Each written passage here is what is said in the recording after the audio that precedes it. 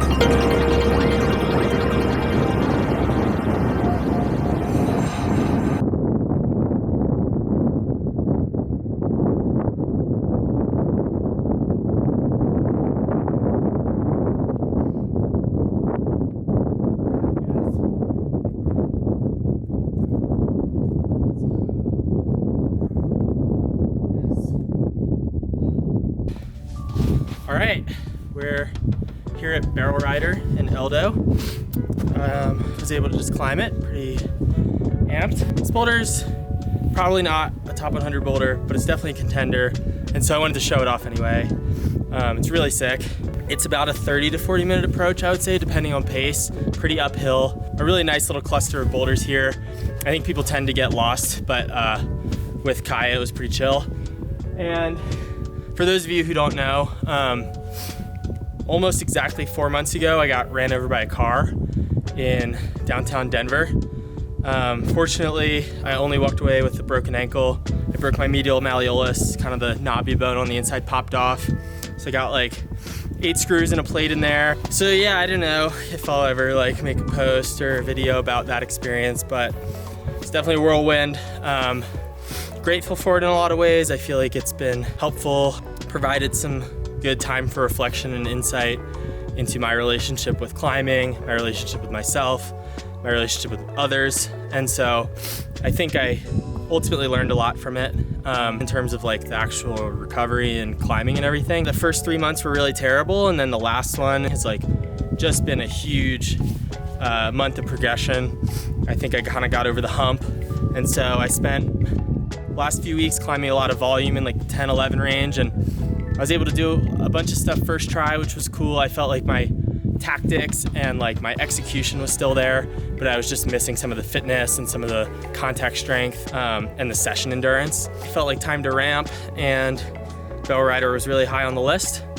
So I came out here maybe like a week ago or something with my new roomie in Boulder, Jonah. Did the moves pretty quickly. As soon as I started giving send rips, it started raining, and I kept dry firing on the big move to the jug on my right hand, which I think I realized was because my toe hook was a little high on the arete, and so my hips were further out, and so the hold wasn't as in-cut from that angle.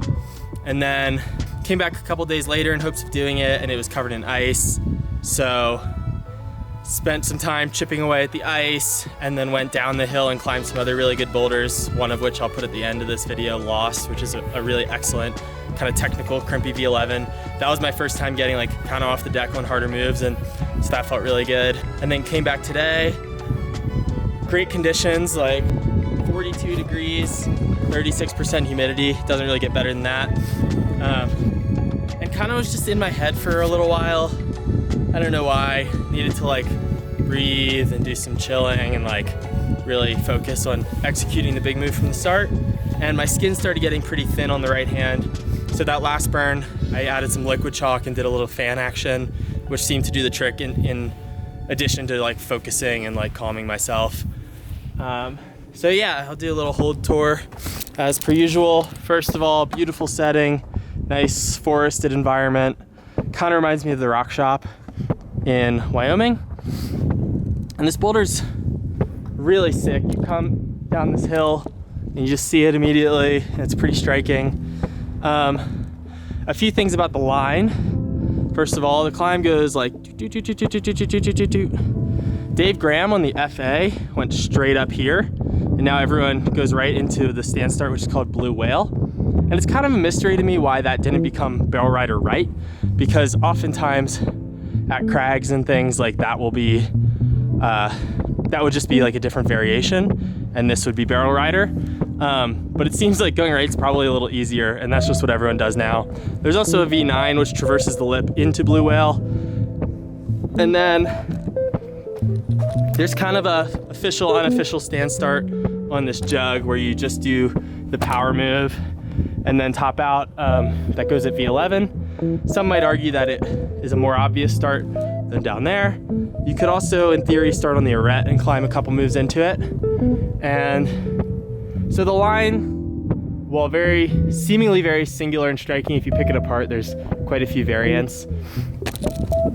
The rock is quite good. I mean, this is sandstone. The holds on this arete, or on this traverse, are a little bit pebbly and a little like jagged, but really pretty good stuff.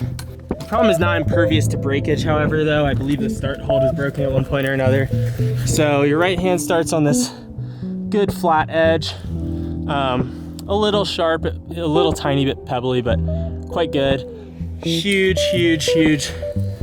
bomber foot ledge. I plug a knee bar.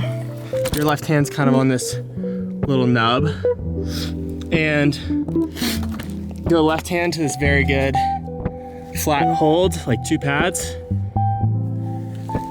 Back flag, pop into this 1 pad edge. Pretty comfy. Knee bar again, come to this hold, which is a little less in-cut and positive, but still pretty good. On my first session, it put a little hole in my pointer finger because I was crimping it and one of these crystals must have gotten me, but now I've just been dragging it and grabbing it a little lower, and that's okay.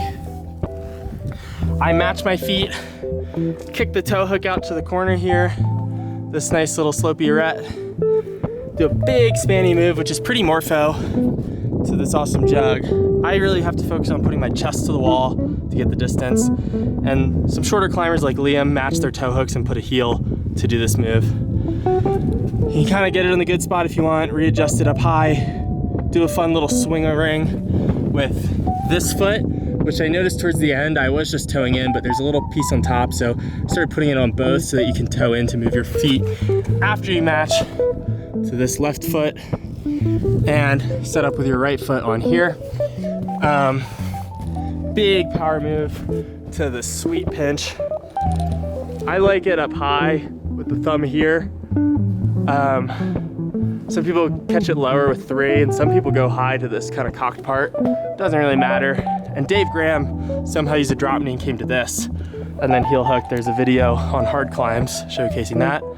Then you heel hook or toe here, come up to this slopey guy, paddle through a couple really pretty good holds to these, bust a big move up to the arete, tag left hand into this slimper, pretty bad, but your heel's good, bump to this fat pinch, and then get a high foot over here to stand up onto the face and top out.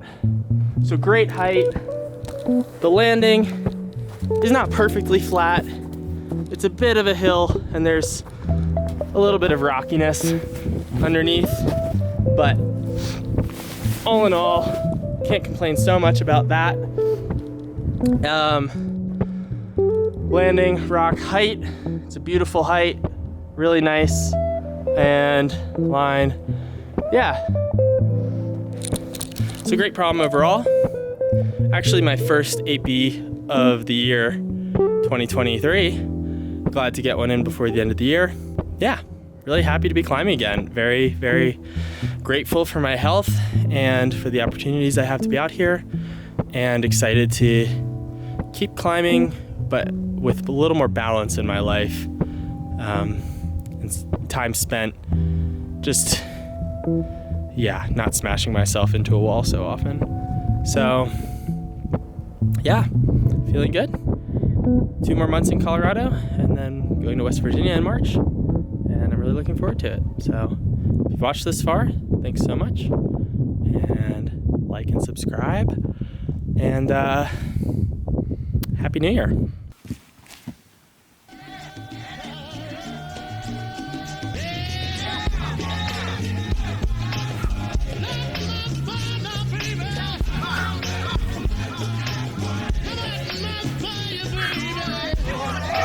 Come on.